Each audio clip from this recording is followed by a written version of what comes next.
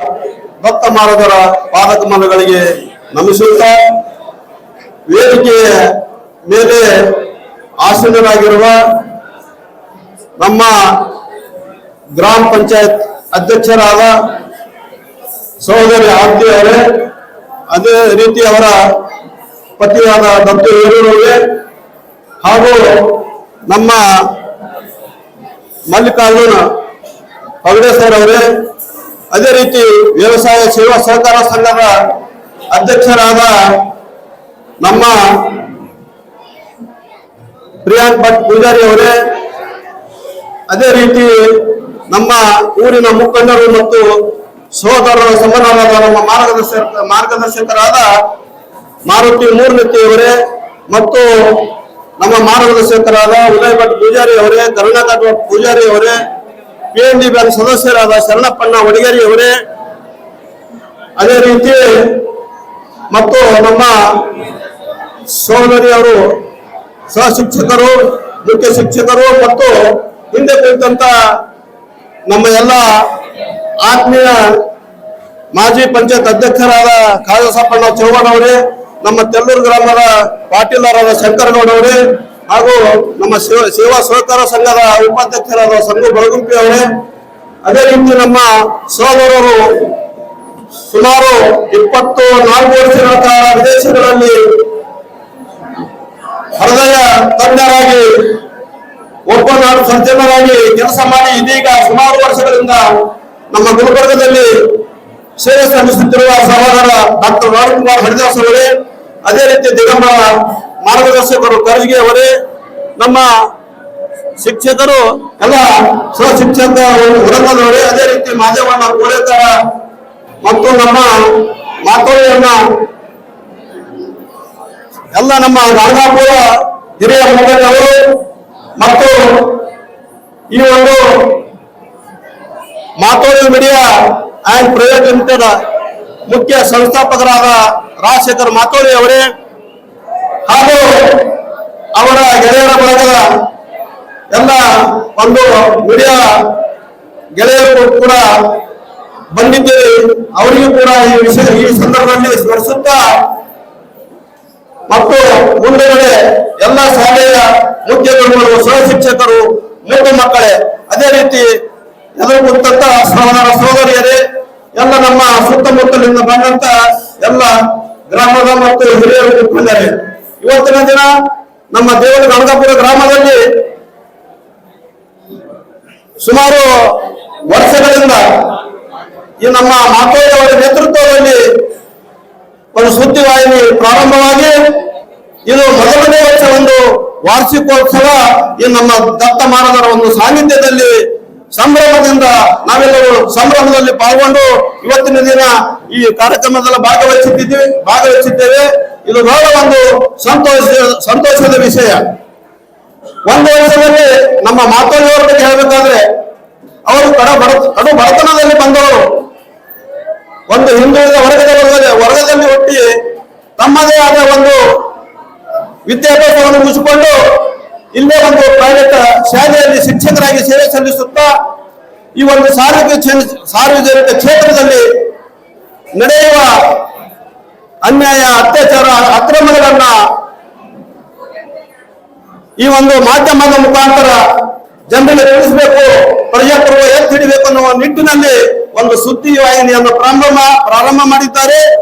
ಅದು ಇಂದಿಗೆ ಒಂದು ವರ್ಷದ ಮುಗಿಸಿ 2ನೇ ವರ್ಷದಲ್ಲಿ ಪಾದಾರ್ಪಣೆ ಮಾಡುತ್ತಿದೆ. ಇಂಥ ಒಂದು ಸಂದರ್ಭದಲ್ಲಿ ಅವರಿಗೆ ನಾವು ನಮ್ಮ ಊರಿನ ವತಿಯಿಂದ ಬಂದ ಎಲ್ಲರ ವತಿಯಿಂದ ಅವರಿಗೆ ಇನ್ನೂ ನಮ್ಮ ಹಾರೈಕೆಗಳನ್ನ ಸಲ್ಲಿಸುತ್ತಿದ್ದೇವೆ. ಇನ್ನು ಇದೇ ರೀತಿ ಅವರ ಒಂದು ಸುದ್ದಿವಾಹಿನಿ ಎಲ್ಲ ರೀತಿಯಲ್ಲಿ ಮುಂದುವರಿಯಲಿ. ಇವತ್ತಿನ ದಿನ ಗಣಗಾಪುರದಲ್ಲಿ ಅವರೇನು ಕಾರ್ಯಕ್ರಮ ಮಾಡ್ತಾ ಇದ್ದಾರಲ್ಲ, ಇಂಥ ದೊಡ್ಡ ಕಾರ್ಯಕ್ರಮ ಅಭ್ಯರ್ಥದಲ್ಲಿ ಆಗಲಿ, ತಾಲೂಕು ಮಟ್ಟದಲ್ಲಿ ಆಗಲಿ, ಜಿಲ್ಲಾ ಮಟ್ಟದಲ್ಲಿ ಆಗಲಿ, ಅವರು ನಮ್ಮ ಕರ್ನಾಟಕದಲ್ಲಿ ಅವರ ಹೆಸರು ಉಳಿಯಲಿ, ಬೆಳೆಯಲಿ ಅಂತ ಈ ಸಂದರ್ಭದಲ್ಲಿ ಹೇಳಬೇಕಾಗ್ತದೆ. ಆದ್ರೆ ಇವತ್ತಿನ ದಿನ ನಾವು ಸುದ್ದಿವಾಹಿನಿಗಳನ್ನ, ವಾಟ್ಸ್ಆಪ್ ಗ್ರೂಪ್ಗಳನ್ನ, ಈ ಒಂದು ಫೇಸ್ಬುಕ್ ಇಂಥ ಯಾವುದೇ ಒಂದು ಸಾಮಾಜಿಕ ಜಾಲತಾಣಗಳನ್ನ ನೋಡಿದಾಗ ಹೆಚ್ಚು ಕಮ್ಮಿ ನಿರಪರಾಧಿಗಳಿಗೆ ಶಿಕ್ಷೆ ಆಗ್ತಿದೆ, ಸುಳ್ಳು ಸುದ್ದಿ ಸತ್ಯ ಆಗ್ತಿದೆ, ಸತ್ಯ ಸುದ್ದಿ ಸುಳ್ಳು ಆಗ್ತಿದೆ. ಆ ರೀತಿ ಎಲ್ಲ ಮೀಡಿಯಾಗಳಿಗೆ, ಎಲ್ಲ ವಾಹಿನಿಗಳಿಗೆ ನಾವು ಹೇಳುವುದಿಷ್ಟೇ, ಶಿಕ್ಷೆ ಎಂತವರಿಗೆ ಆಗ್ಬೇಕು? ಸುಳ್ಳರಿಗೆ, ಖದೀಮರಿಗೆ, ಭ್ರಷ್ಟಾಚಾರಗಳಿಗೆ, ಲಂಚಕೋರರಿಗೆ, ಮೋಸಗಾರರಿಗೆ, ಯಾವುದೇ ಒಂದು ಅಧಿಕಾರವನ್ನು ಇಟ್ಟುಕೊಂಡು ದಬ್ಬಾಳಿಕೆ ಮಾಡುವವರಿಗೆ ಅಂತವರಿಗೆ ಶಿಕ್ಷೆ ಆಗ್ಬೇಕು. ಯಾವತ್ತು ಸುಳ್ಳಿಗೆ ಶಿಕ್ಷೆ ಆಗಬೇಕು, ನ್ಯಾಯ ಗೆಲ್ಲಬೇಕು. ನ್ಯಾಯದ ಪರವಾಗಿ ಮೀಡಿಯಾದವರೆಲ್ಲರೂ ಇರಬೇಕು, ಅವ್ರ ಜೊತೆಗೆ ನಾವೆಲ್ಲರೂ ಇರಬೇಕು. ಅಂದಾಗ ಮಾತ್ರ ಸತ್ಯ ಉಳಿತದ, ಸುಳ್ಳು ಸಾಯ್ತದ. ಅಂತ ನಿಟ್ಟಿನಲ್ಲಿ ಪ್ರತಿಯೊಂದು ಮೀಡಿಯಾದವರು ಕೆಲಸ ಮಾಡಬೇಕು. ನಾವು ಇವಾಗ ಮೊನ್ನೆ ದಿನದಲ್ಲಿ ನೋಡಿದೀವಿ, ಕೇರಳದಾಗ ಒಂದು ಬಸ್ನಾಗ ಹೊಂಟೆ ನಮ್ಮ ಮನುಷ್ಯ, ಅವನ ವಯಸ್ಸು 52. ಯಾವಾಗ ಹುಡುಗಿ ಅವನಿಗೆ ಅವನ ಕುರಿತಾಗ ಬಸ್ನಾಗ ನಿಂತಾನ, ಅವನಿಗೆ ಏನು ಟಚ್ ಮಾಡಿಲ್ಲ ಹೆಣ್ಮಗಳು, ಆ ಹೆಣ್ಮಗಳಿಗೆ ಆತ ಏನು ಟಚ್ ಮಾಡಿಲ್ಲ, ಅವ ಮಗಳ ವಯಸ್ಸ. ಆದ್ರೂ ಆಕಿ ಒಂದು ಸುಮ್ಮನೆ ವಿಡಿಯೋ ಮಾಡ್ಕೊತ್ತು, ಅವ ನಮ್ಮ ಬಾಡಿ ಟಚ್ ಮಾಡ್ಯಾನ, ಅವ ಹಾಂಗ್ ಮಾಡ್ಯಾನ, ಹೀಗ್ ಮಾಡ್ಯಾನ ಅಂತ ಹೇಳಿ ಅದು ವಿಡಿಯೋ ಮಾಡಿ ಸಾಮಾಜಿಕ ಜಾಲತಾಣಗಳಲ್ಲಿ ಬಿಟ್ಟು, ಆ ವಿಡಿಯೋ ತಗೊಂಡು ಮೀಡಿಯಾದವ್ರು ಏನ್ ಮಾಡುದು, ಏನೇನೋ ಬರೋದು. ಆ ಮೀಡಿಯಾ ಎಲ್ಲ ನಮ್ಮ ಇಂಡಿಯಾ ತುಂಬಾ, ಭಾರತ ದೇಶ ತುಂಬಾ ಆಯ್ತದು. ಆತನು ಅಲ್ಲಿ ನೀವು ವಿಡಿಯೋ ಬೇಕಾದ್ರೆ ನೋಡ್ರಿ, ಎಷ್ಟು ಮಂದಿ ನೋಡ್ರಿ ಗೊತ್ತಿಲ್ಲ, ಬಹುಶಃ ಎಲ್ಲರೂ ನೋಡ್ಯಾರ. ಆ ಮನುಷ್ಯನೇನೂ ತಪ್ಪಿಲ್ಲ, ಎಲ್ಲ ಹಾಕಿ ವಿಡಿಯೋ ಮಾಡಪ್ಪ ಅಲ್ಲಿಂದು ಇರ್ತೀವಿ ನಾವು. ಅದು ಬಿಟ್ಟು ಐತಿ ಸುಮ್ಮನೆ ವಿಡಿಯೋ ಮಾಡುದು, ತನ್ನ ಒಂದು ಸಾಮಾಜಿಕ ಜಾಲತಾಣ ಏನೋ ಹೆಚ್ಚಿಗೆ ಬೆಳೀಲಿ ಏನೋ ಒಂದು ಇಟ್ಕೊಂಡು ಹಾಕಿ ಆ ವಿಡಿಯೋ ಮಾಡುದು, ಒಂದು ಸಾಮಾಜಿಕ ಜಾಲತಾಣದ ಬಿಟ್ರು. ಅದು ಎಲ್ಲ ಮೀಡಿಯಾದಾಗ ಗೊತ್ತು. ಪಾಪ ಯಥಾರ್ಥ ಅವನಿಗೆ ಏನೂ ಗೊತ್ತಿಲ್ಲದು. ಮುಂದೆ ಏನ್ ಮಾಡುದು, ನಾವ ಪೊಲೀಸ್ ಕೇಸ್ ಆಯ್ತು, ಅರೆಸ್ಟ್ ಆಯ್ತು, ಏನೇನೋ ಹೇಳಿ ಹೊರಗಡೆ ಹೋಗಿ ಅವ ಆತ್ಮಹತ್ಯೆ ಮಾಡ್ಕೊಂಡನು. ಸುಳ್ಳು ಆಕೆ ಏನ್ ಮಾಡ್ಯಾರ, ವಿಡಿಯೋ ಮಾಡೋದು ಸುಳ್ಳದ. ಅದು ಮತ್ತೆಲ್ಲರೂ ಪರೀಕ್ಷೆ ಮಾಡಿ ಆಮೇಲೆ ಏನ್ ಬರ್ಲಿಕ್ಕತ್ರು, ಇಲ್ಲ ಒಂದೇನು ತಪ್ಪಿಲ್ಲ. ಮೀಡಿಯಾದವ್ರನ್ನು ಬರೆದ್ರು, ಸಾಮಾಜಿಕ ಜಾಲತಾಣದಾಗ ಬತ್ತು, ಆ ಮನುಷ್ಯನೇನು ತಪ್ಪಿಲ್ಲ, ಅವ್ರು ಸುಮ್ಮನೆ ಸತ್ತನು. ಇದೇ ಮಾತು ಮೀಡಿಯಾದವರು ಮುಂಚೆನೆ ಹೇಳಿದ್ರೆ ಅಂದ್ರೆ ಅವ್ನ ಜೀವ ಉಳಿತಿತ್ತು. ಎಲ್ಲೋ ಯಾರೋ ಒಬ್ರು ಬರೆದ್ರು, ಅವ ಹಾಂಗ್ ಮಾಡಿದ್ನು, ಅವ ಹಿಂಗ್ ಮಾಡಿದ್ನು, ಎಲ್ಲರೂ ಅದೇ ಬರೆಯದೆ ಪಾಪ ಒಬ್ಬ ಅಚಾನಕ ಒಂದು ಮನುಷ್ಯ ಸುಮ್ಮನೆ ಸತ್ತದನು. ಈಗ ಅವ ಸತ್ತು ಮಾಡಕ್ ಬರ್ಲಿಕ್ಕತ್ತಾರ, ಅವನೇನು ತಪ್ಪಿಲ್ಲ. ಸತ್ತ ಜೀವ ಮತ್ತೆ ಬರ್ತದೇನೋ, ಬರಂಗಿಲ್ಲ. ಅದಕ್ಕಾಗಿ ದಯಮಾಡಿ ಏನು ಸತ್ಯ ಅದ ಅದು ಮತ್ತೊಂದ್ಸಲ ಪರೀಕ್ಷೆ ಮಾಡಬೇಕು, ಅದು ಸೋಸಿ ನೋಡ್ಬೇಕು, ಅದು ಏನು ಖರೆ ಅದ ಏನು ಸುಳ್ಳು ಅದ. ಮತ್ತು ಯಾವ ನಾವು ಮೀಡಿಯಾದವ್ರು ಬರಿಬಹುದು, ಅದೇ ನಾವು ಕಂಟಿನ್ಯೂ ಮಾಡಬಾರ್ದು. ಅವ್ರು ಬರೆದ್ರೆ ಅಂದ್ರೆ ಅದಕ್ಕೆ ಮತ್ತೆ ನೀವು ಅಲ್ಲಿ ಹೋಗಿ ನೋಡ್ರಿ, ವಿಷಯ ತಿಳ್ಕೊಂಡು ಬಿತ್ತರಿಸ್ರಿ. ನೀವು ನಿಮ್ಮ ಒಂದು ಚಾನಲ್ ಒಳಗೆ ಅದನ್ನ ನೀವು ಪ್ರಸಾರ ಮಾಡ್ರಿ, ಅದಕ್ಕೇನು ತಕರಾರು ಇಲ್ಲ. ಅಂದ್ರೆ ನಾನು ಅನ್ನೋದೇನು ಒಬ್ಬ ನಿರಪರಾಧಿಗೆ ಶಿಕ್ಷೆ ಆಗಬಾರ್ದು. ನಾವು ನೋಡ್ತಿದ್ದೀವಿ ಇವತ್ತಿನ ದಿನದಾಗ ಎಷ್ಟೋ ಅಧಿಕಾರಿಗಳು, ಭ್ರಷ್ಟ ಅಧಿಕಾರಿಗಳು, ಎಂತವ್ರಿಗೆ ಶಿಕ್ಷೆ ಆಗಬೇಕು?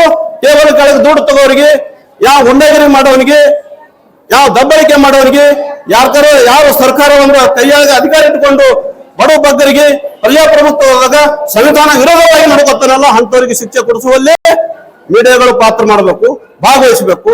ಅಂತ ನಿಟ್ಟಿನಾಗ ನಾವು ನೀವೆಲ್ಲರೂ ಯಾವ ಒಳ್ಳೆ ಮೀಡಿಯಾ ಅದ ಅಂತ ಮೀಡಿಯಾಗ ನಾವು ಸಪೋರ್ಟ್ ಮಾಡಬೇಕು. ಇವತ್ತಿನ ದಿನದಾಗ ನೋಡ್ತಾ ಇದ್ದೀವಿ ನಾವು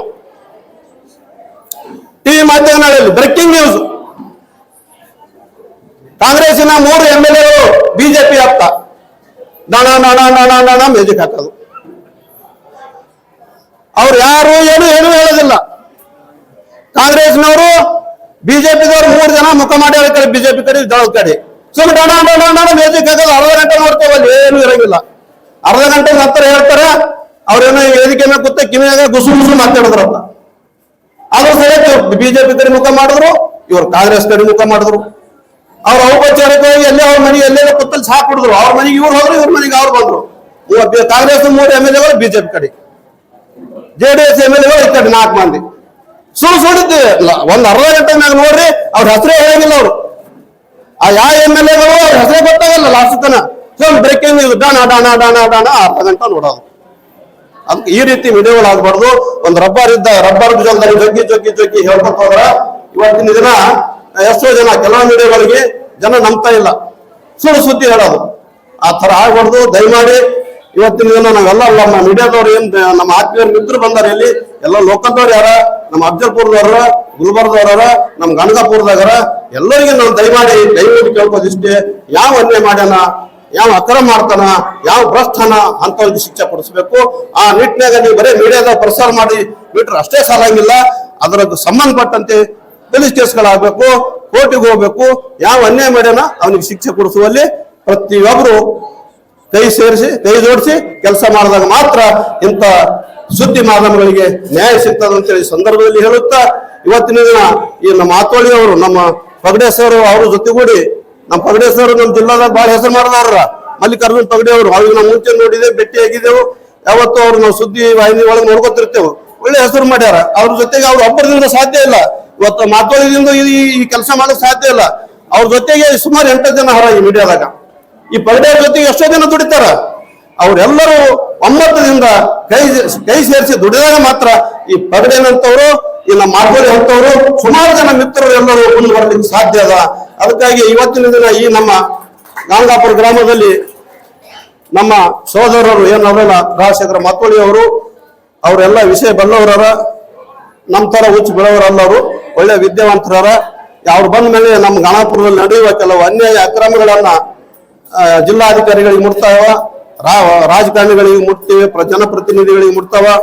ಅಂತ ವಿಷಯಗಳನ್ನು ನೋಡಿ ನಮ್ಮ ಊರಿನಲ್ಲಿ ಅಲ್ಲಲ್ಲಿ ಕೆಲವೊಂದು ಅಭಿವೃದ್ಧಿ ಕೆಲಸಗಳು, ಕೆಲವು ಏನೇನು ಅನ್ಯಾಯ ಅಕ್ರಮಗಳನ್ನ ತಡೆಯುವಲ್ಲಿ ಈ ನಮ್ಮ ಮಾತೋಳಿಯವರ ಏನು ಈ ಒಂದು ಮೀಡಿಯಾದ ಕೆಲಸ ಮಾಡ್ತದ. ಇನ್ನೂ ಹೆಚ್ಚಿನ ಕೆಲಸಗಳನ್ನು ನಮ್ಮ ಊರಲ್ಲಿ, ತಾಲೂಕಿನಲ್ಲಿ, ಜಿಲ್ಲೆಯಲ್ಲಿ ಮಾಡಿ ಈ ನಮ್ಮ ಕರ್ನಾಟಕದಲ್ಲಿ, ನಮ್ಮ ದೇಶದಲ್ಲಿ ಅವರ ಹೆಸರು ಬೆಳಲಿ. ಅವ್ರ ಜೊತೆಗೆ ತಾವೆಲ್ಲ ಮೀಡಿಯಾದವ್ರು ಬಂದಿದ್ದೀರಿ, ತಮ್ಮ ಹೆಸರು ಅವ್ರ ಜೊತೆಗೆ ತಾವು ಕೂಡ ಮುಂದುವರಿಲಿ ಅಂತೇಳಿ ಈ ಸಂದರ್ಭದಲ್ಲಿ ಹೇಳುತ್ತಾ, ನಮ್ಮನ್ನು ಕರೆಸಿ ಇವತ್ತಿನ ಇಲ್ಲಿ ಸನ್ಮಾನ ಮಾಡಿದ್ದೀರಿ. ಈ ಒಂದು ಕಾರ್ಯಕ್ರಮಕ್ಕೆ ಕರೆಸಿ ನಮ್ಮೆಲ್ಲ ಆತ್ಮೀಯ ಮಿತ್ರರಿಗೆ ಸೇರಿಸಿ ಸನ್ಮಾನ ಮಾಡಿದ್ದೀರಿ ಅಂತೇಳಿ ಈ ಸಂದರ್ಭದಲ್ಲಿ ತಮ್ಮೆಲ್ಲರಿಗೂ ನನ್ನ ಹೃದಯಪೂರ್ವಕ ಕೋಟಿ ಕೋಟಿ ನಮನಗಳನ್ನು ಸಲ್ಲಿದ್ದೇನೆ. ಜೈ ಹಿಂದ್.